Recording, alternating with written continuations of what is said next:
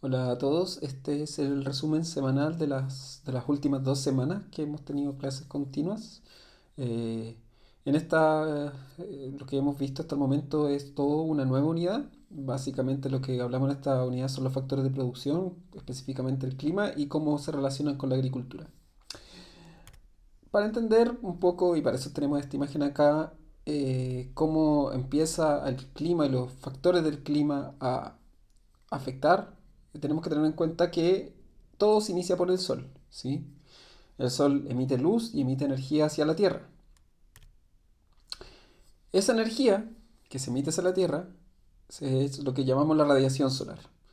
La radiación solar entonces golpea contra la Tierra y los instrumentos que se ocupan para medirla son dos. El primero de ellos es este que parece como un globo de vidrio que se llama heliógrafo, que nos permiten saber qué tan fuerte es la radiación, ¿sí? Los rayos de sol, y cuánto rato duran. ¿Sí? Obviamente que la duración de la fuerza de los rayos de la luz solar varía. En verano, en general, los días son más largos y por lo tanto el efecto de la radiación solar es mayor versus el invierno. Por eso tenemos esas tres cartulinas de distinto tamaño. El otro instrumento que se ocupa para medir ya, para cuantificar directamente en un número la radiación solar es este que parece nave espacial, que es un piranómetro, el cual permite contabilizar literalmente la energía que trae la radiación solar y la mide en kilowatts por metro cuadrado. Eh, en términos generales, mientras más alta la radiación solar, sí, es como cuando uno más se quema. ¿Sí? Eso para que lo entiendan un poco. Uno no se quema por el calor, se quema por la radiación del sol. A medida que la radiación solar cae sobre la Tierra, golpea las cosas, y a medida que golpea las cosas, igual que siempre que uno golpea un objeto contra otro, empieza a haber un aumento en la temperatura, que es el siguiente factor del clima. O sea, tenemos la radiación solar y posteriormente la temperatura.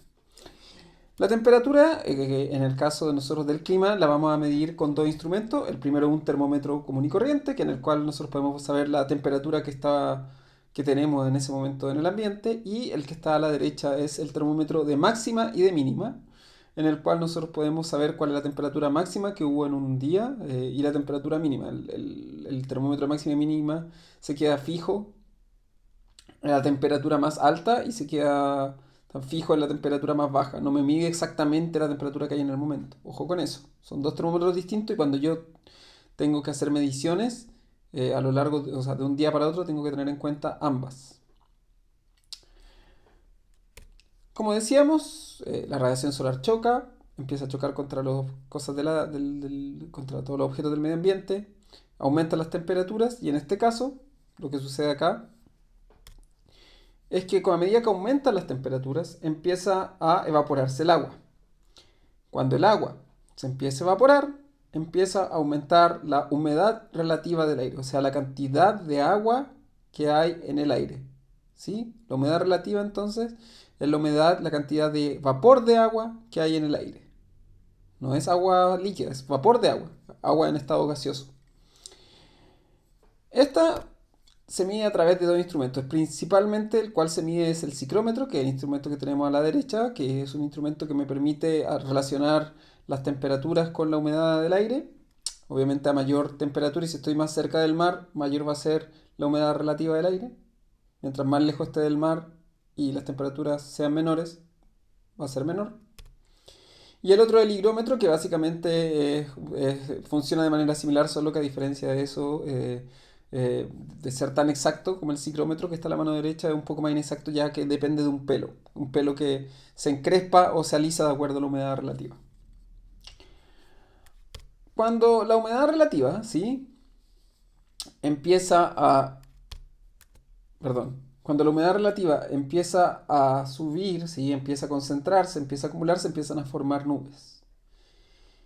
Estamos hablando previo a la lluvia, sino cuando se empiezan a formar nubes. Es lo que pasa en la costa generalmente. Nosotros tenemos constantemente en las mañanas y en las tardes mucha neblina porque se empiezan a formar nubes. Estos cambios de nubes, ¿sí? van de la mano con un cambio de presión atmosférica, que es el otro factor del clima. En el cual, cuando estas nubes, ¿sí? cuando estas nubes empiezan a subir, la presión del aire, o sea, la cantidad de aire que hay alrededor mío, empieza a disminuir. Y eso se habla de que son las presiones bajas. Pero como ya dijimos, cuando bajan las presiones empiezan a formar nubes. ¿Y qué viene después de las nubes? Lluvia. Entonces, cuando la presión baja, empieza a bajar, quiere decir que la probabilidad de lluvias empieza a aumentar. Por otro lado, cuando el día está despejado, quiere decir que yo tengo concentrada toda esa humedad relativa más cerca de la Tierra y por lo tanto que no van a haber nubes, que son días despejados. En ese caso, cuando las presiones son altas, quiere decir que no va a llover, que son días despejados. Generalmente un día despejado tiene altas presiones y un día nublado previo a una lluvia va a tener bajas presiones. Para medir la presión atmosférica ocupamos el barómetro. Hay dos tipos de barómetro. El de la izquierda es un barómetro de mercurio, que generalmente no lo vamos a ocupar en el campo, se ocupan en estaciones climáticas, laboratorios de clima. Y el de la derecha, que es un barómetro aneroide, que a lo mejor alguno lo ha visto, a veces algunos celulares lo traen. Y justamente ahí se ve que, si se dan cuenta, esto es como una especie de reloj. Y a medida que la presión va bajando, se dan cuenta que salen nubes con lluvia y después tormenta. Y a medida que la presión va aumentando, pasa de estar nublado a nubosidad parcial a completamente despejado. Como les decía, cuando empieza la presión a bajar, o sea, se empieza a formarse las nubes, ¿sí? Cuando empiezan a formarse las nubes ocurre esto, se forman las nubes. Pero generalmente este cambio, cuando empieza a formarse las nubes o se va a alargar una lluvia, nosotros tenemos viento, ¿sí? Nosotros tenemos entonces esta situación, tenemos alta humedad relativa, empieza a bajar la presión, se forman las nubes y generalmente antes de llover, lo hemos sentido todos, empieza a soplar viento, que es el otro factor del clima. El viento hay dos cosas que es importante medirla.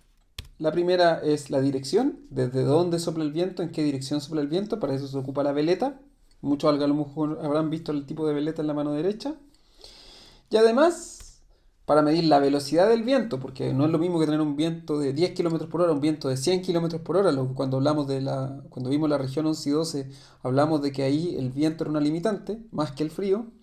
Para eso, para ver la velocidad del viento, ocupamos el anemómetro, ¿sí? Que es este instrumento que básicamente va midiendo qué tan rápido va girando el viento. Generalmente el anemómetro, debido a que está midiendo la velocidad del viento, se ubica por lo menos a 2 metros por ejemplo, del suelo. No puede ubicarse a ras de suelo porque ahí el viento generalmente está tapado a lo mejor por un edificio o por un árbol, así que siempre tiene que estar ubicado en un lugar alto. Una vez que se forman las nubes, y si ya hay suficiente agua evaporada y suficiente acumulación de agua en las nubes, empieza a llover, que son las precipitaciones. A veces esta precipitación puede ser lluvia, otras veces puede ser nieve. Siempre es precipitación, que es el otro factor del clima. Y para medir las lluvias, nosotros tenemos entonces este instrumento que es el pluviómetro, y a veces se llama pluviógrafo cuando queremos graficar, se pueden graficar las lluvias también. Entonces aquí tenemos, nos mide la cantidad de agua que cae durante el día en milímetros. Básicamente es como una especie de embudo con una regla que nos permite saber cuánta agua cayó en el día. Esos son los instrumentos y los factores del clima.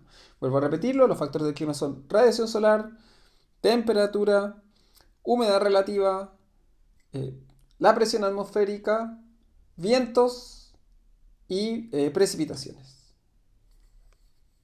Ahora vamos a ver algunos efectos del clima. El primer efecto que vamos a ver, o lo primero que nos interesa saber, es el punto de rocío. Tal como lo conversamos, golpea la radiación, empieza a aumentar la temperatura, ¿sí? Y empieza a evaporarse agua. Eso es lo que está pasando acá. Se empieza a evaporar agua, evaporar agua, evaporar agua. Todavía no se forman nubes, sino que estamos hablando simplemente de esta agua evaporada que está lo vuelvo a repetir, en estado gaseoso, ¿sí? Es vapor de agua, no es agua líquida, es vapor de agua, agua en estado gaseoso. Entonces tengo mucha humedad relativa. Cuando tengo más gas de agua en el aire, la humedad relativa va a ser mayor.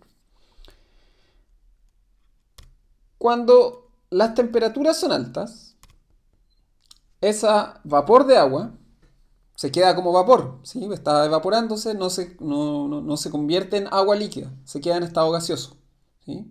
cuando tengo altas temperaturas. Cada uno de esos puntitos rojos que se ve ahí es una molécula de agua. Entonces, cuando las temperaturas son altas, ¿sí? Esas moléculas de agua se dispersan. Esto es lo mismo que si yo me tomo, por ejemplo, un vaso de agua caliente, ¿sí? No estamos diciendo hirviendo, un vaso de agua a temperatura ambiente, el vaso de agua, yo voy a ver el vaso en general, si tuviera un vaso en la mano, el vaso le echo agua nomás de la llave, el vaso va a estar seco. Pero si yo le echo un hielo a este vaso, que es lo que quiere decir que en el ambiente, entonces si empieza a bajar la temperatura en el ambiente, ¿qué le pasa a ese vaso? Ese vaso se empieza a mojar. Porque esas moléculas de agua que antes estaban separadas en una alta temperatura se empiezan a juntar. Y entonces eso que era agua en estado gaseoso empieza a volver a ser agua en estado líquido. ¿Sí? Pasa el agua de ser gas a volver a ser en estado líquido. ¿Cuándo ocurre esto entonces? Cuando bajan las temperaturas. O sea, cuando al vaso de agua a temperatura ambiente, yo le echo un hielo. Ahí inmediatamente el vaso se moja. Pueden hacer la prueba en sus casas si quieren. Cuando eso ocurre, se forma la neblina y cuando la temperatura es cada vez más baja, se forma el rocío, que nosotros lo vemos generalmente en las mañanas, ¿sí? En las mañanas frías nosotros generalmente tendemos a ver esta neblina en el campo o incluso, por ejemplo, en la playa generalmente se ve mucho en las mañanas porque hay alta humedad relativa, vuelvo a repetirlo, y bajas temperaturas. Mientras más alta sea la humedad relativa y más bajas sean las temperaturas, no estamos hablando de temperaturas bajo cero, estamos hablando de temperaturas, ¿sí? Que por ejemplo que sean 10, 8, 5 grados en la mañana, la probabilidad de que ese vapor de agua se convierta en agua líquida es mayor. Vuelvo a repetirlo.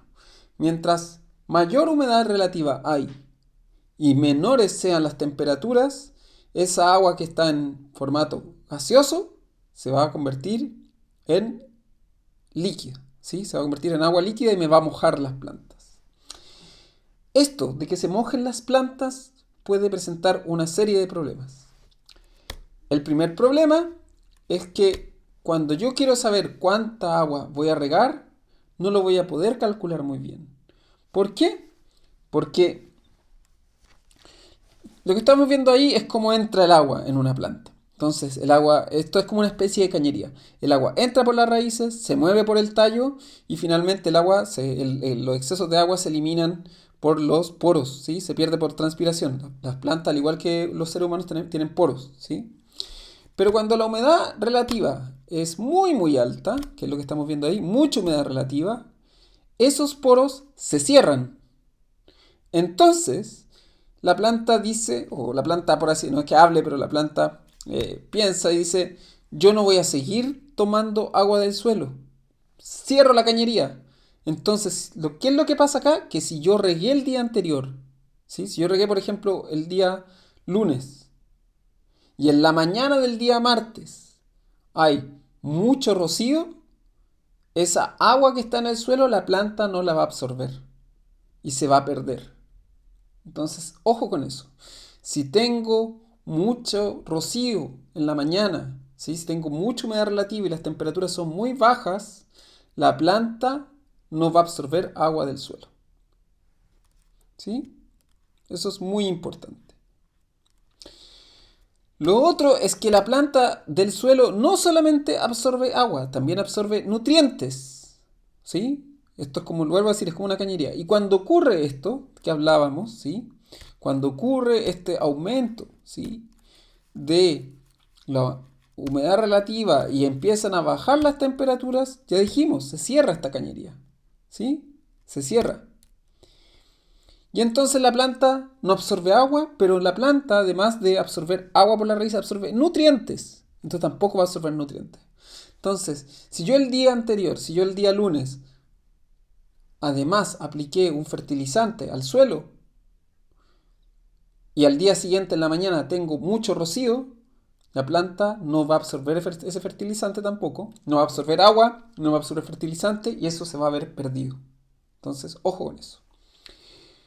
Lo otro que pasa, ¿y por qué otra cosa es importante? Porque cuando hay rocío, cuando las plantas se mojan y hay flores, y eso es lo que estoy mostrando ahí, el polen de las flores, si se dan cuenta ahí, en lo que se ve en la imagen, se ve como pegoteado, se pega. ¿sí? Se ve pegoteado, es como si fueran los grumos de la leche. Y eso evita que las plantas, perdón, que las flores puedan ser polinizadas. Las abejas no son capaces de agarrar el polen y llevarlo a las otras flores. El polen no va a ser capaz de entrar a la flor, ¿sí? Porque va a estar muy pegoteado. Entonces, ese es otro problema que se origina por el rocío. Cuando el rocío es muy alto, otro problema.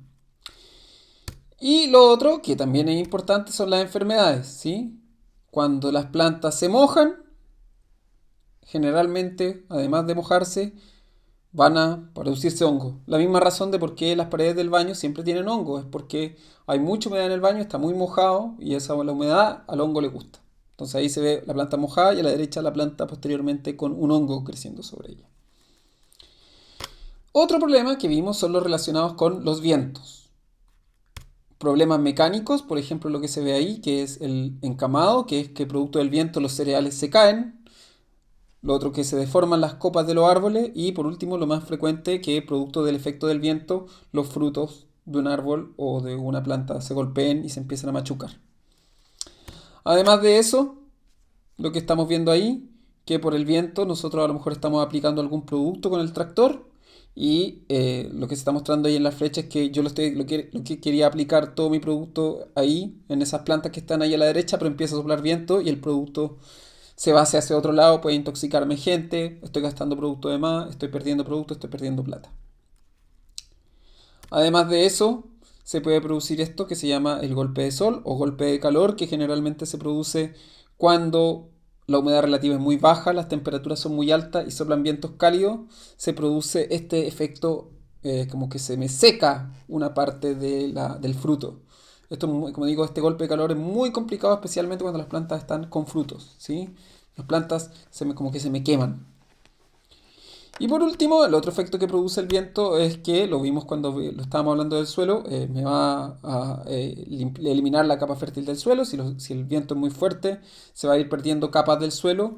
Y además que voy a manchar los frutos, voy a manchar las plantas, el polvo me llena de mugre los frutos que exporto y eso trae un montón de problemas porque me va a alterar la calidad de la fruta o la calidad no sé, pues si fuera lechuga, la calidad de la lechuga. Nadie se quiere comer una lechuga llena de polvo. Para evitar estos problemas se ocupan barreras cortavientos, que es lo que estamos viendo ahí en la imagen. Si yo estoy dedicado, por ejemplo, a la producción de frutales o hortalizas, puedo ocupar tutores, ¿sí? Puedo ocupar un armazón, cosa que la planta no se mueva tanto por efecto del viento. Además, para evitar, por ejemplo, que los cereales se caigan, voy a ocupar variedades que sean de tamaño más corto o más grueso y con que tengan mayor número de raíces, cosa que la planta no se caiga. Y para evitar, esto se ve mucho en el campo, que el polvo llene las plantas, evitar que las plantas se llenen de polvo, se moja el terreno. Esas son algunas maneras de disminuir los efectos del viento. No se evitan, yo tengo que aprender a convivir con ellos. Otro efecto que se produce son las inundaciones. Las inundaciones básicamente son cae agua, que cae mucha agua y el suelo no es capaz de absorberla, es lo que se explica ahí, ¿sí? O lo que se ve ahí en la imagen. Es mucha caída de agua en poco tiempo y el suelo no es capaz de absorberla, eso es una inundación, se puede producir por lluvia o porque se desbordó un canal o porque se desbordó el río, en fin, por una serie de problemas. Y las inundaciones producen varios daños muy evidentes. Los cultivos se arruinan, los animales no tienen de dónde comer, si la inundación es muy grande se me van a romper los canales, si el río se desborda me va a afectar a lo mejor no solamente los cultivos, sino que me va a afectar a lo mejor las casas, los lugares donde tengo guardado el fardo, las bodegas, etcétera, etcétera. Además de eso hay una otra serie de problemas, como hay mucha humedad en el aire, aumentan las enfermedades, los costos van a aumentar, los cultivos que se salven van a producir menos, el ecosistema se daña porque va a quedar todo afectado, en fin, son los problemas que traen las inundaciones. Estos se pueden disminuir estos problemas, por ejemplo, ocupar cultivos que no se demoren tanto en crecer, cosas así, por ejemplo, si yo sé que las inundaciones vienen en el mes de junio o julio y hago un cultivo que a lo mejor se demora un mes o 2 meses en crecer, cosa de que si viene una inundación en el mes de junio o julio puede evitar las inundaciones. Además de eso, hay variedades de plantas que aguantan mejor las inundaciones que otras, ¿sí? Es lo que se ve ahí en la foto, el cultivo de esto es arroz. Se dan cuenta, el cultivo a la mano derecha es una variedad que no es muy resistente a las inundaciones y por eso se ve tan poquita, ¿sí? Poquitas plantas. En cambio, a la izquierda se ven más plantas porque ese cultivo aguanta mejor las inundaciones. Eh, Fomentar los programas de erosión. Las plantas ayudan a que el agua no se vaya de a montones, ¿sí? Sino que resista, aguante un poco el agua de la inundación. Ayudan a que el agua se absorba mejor en el suelo. Y además la construcción de canales o de drenes, de obras de infraestructura que permitan que esa agua de inundación, en vez de venirse toda de una, se vaya por el canal. Esto va de lo mismo de la mano, que es limpiar las cañerías, limpiar los desagües, va un poco como en esa línea. Luego tenemos los temporales, y los temporales básicamente una combinación de altos vientos con mucha lluvia. O sea, los dos efectos anteriores que hemos visto combinados en altas cantidades de manera muy violenta. Y luego tenemos las sequías. La sequía básicamente es cuando no llueve en mucho tiempo. Como dice ahí, es falta de agua con efectos negativos. Efectos negativos en las plantas, los animales, los seres humanos y además las actividades de la región. Sin agua yo no puedo hacer nada, ¿sí? Si no tengo agua en un lugar, no puedo hacer nada. O sea, muchas actividades económicas dependen de eso. No puedo cocinar, sin agua no puedo, no puedo hervir agua. No puedo a lo mejor tener minería. No puedo limpiar alimentos. En fin, hay una cosa, no hay agua para el baño cuando tengo una sequía prolongada. Y como dice ahí, en general la sequía dependen de dos cosas, dependen de si llueve mucho o poco, generalmente se refieren a las precipitaciones, pero además depende de cuánta agua se necesita. O sea, si hay una sequía de 10 años en la zona de Santiago, es peor que si va a haber una sequía de 10 años en un lugar donde viven dos personas. ¿Sí? O sea, obviamente que, eh, por eso dice, depende de la demanda de agua de la zona. Si estoy en una zona agrícola y tengo una sequía prolongada, es peor, o el efecto de la sequía es mayor que si estoy en un lugar que a lo mejor es el desierto y tengo sequía. A eso se refiere eso. Las sequías traen una serie de problemas, al menos tres, dividido en tres. Impacto económico, que son los que se mencionan ahí. Impactos ambientales, que son directos en el medio ambiente. Y impactos sociales. Económico básicamente se refiere a lo que genera, a la actividad económica, lo que veíamos recién. Impacto ambiental, erosión, empeora la calidad de suelo, hay más incendios, pierdo materia orgánica. E impactos sociales, lo que decíamos, la gente se hace más pobre, la gente se va a ir de los lugares de la sequía a lugares donde hay agua, van a haber menos trabajo, etcétera, etcétera. Y en la planta, número uno, la planta sin agua no puede hacer la fotosíntesis, entonces si no hace fotosíntesis no va a crecer la planta, me va a afectar el crecimiento de las plantas y se van a terminar muriendo las plantas. Las raíces se van a achicar, en vez de tener una raíz bonita como la que se ve ahí, las raíces se van a empezar a achicar, achicar, achicar, básicamente porque la planta dice, no tengo agua, no tengo nada que absorber, me achico nomás. Va a ser una planta estresada, igual que uno cuando anda estresado, se va a enfermar más. Y finalmente, una planta no va a tener...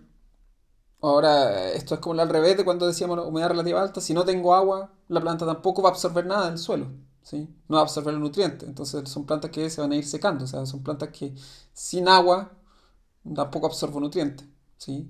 Esto es como ahora si tuviera una cañería y no tuviera una cañería por donde no pasara agua nunca, ¿qué va a pasar? Esa cañería se va a terminar echando a perder, ¿sí? Las cañerías necesitan estar usándose. Entonces, con las plantas pasa un poco lo mismo. Para disminuir los efectos de la sequía, generalmente se dice que se van a invertir en sistemas que me permitan guardar agua. Hay sistemas de riego más eficientes, el riego por goteo o la microaspersión, que por ejemplo un sistema de riego por goteo me permite ocupar el agua de manera más eficiente, a lo mejor ocupar el 90% del agua con la que riego, versus un sistema tradicional que ocupa el 20, el 30, el 40% del agua con el que riego. En el caso del maíz, hay variedades tolerantes a la sequía, que me aguantan por más tiempo una sequía. Y además hay que ocupar cultivos que no sean tan demandantes en el agua. El garbanzo, el alforfón, la arveja son cultivos que en general no necesitan mucha agua. Y a lo mejor si yo veo que estoy con una sequía muy complicada, estos cultivos me van a permitir que yo pueda igual producir en ese campo, pero de manera sin ocupar tanta agua y así puedo destinar esa agua extra a lo mejor a cocinar, por decir un ejemplo. Eso es lo que hemos visto hasta el momento. Ya las próximas 2 semanas vamos a estar viendo heladas y otros efectos relacionados a la agricultura.